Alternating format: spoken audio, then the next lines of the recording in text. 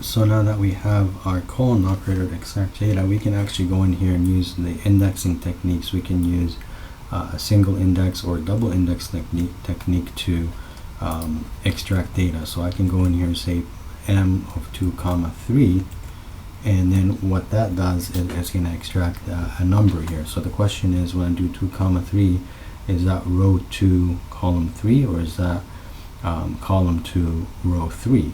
So in this case, this is a little tricky to see because in both cases it's going to give me the same value. So if I think it's row 3, 1, 2, 3, column 2, 1, 2, it's going to give me a 4. And if I think it's column 2, let's see, if I think it's instead of row 3, if I think it's row 2, 1, 2, column 3, 1, 2, 3, it's also going to give me a 4. So in this case, this is not a good matrix to try to test our understanding of what 2 and 3 means here. So I would change these values so that you can really visualize what's going on. But just to let you know, so if I press the enter, it's going to give me 4. I'm going to type the matrix again here. But what that's doing is it's telling me it's row 2, 1, 2, column 3, 1, 2, 3. So this is the value that is giving me. So to confirm that, I would change the values here and make them all unique so you can understand how you're using that double indexing technique. And the reason why I'm showing this is because when you do m colon, you'll see how MATLAB is column dominant, and it puts everything in this format. So you can use single indexing technique to actually extract that same 4 value. That same 4 value is going to be at location 1, 2, 3, 4, 5, 6, 7, 8.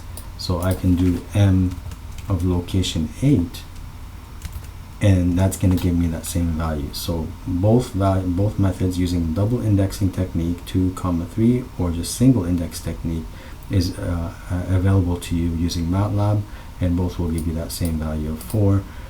And you can utilize either one that you think is easier, or your preference. Okay, so I just want to let you know that you can do that.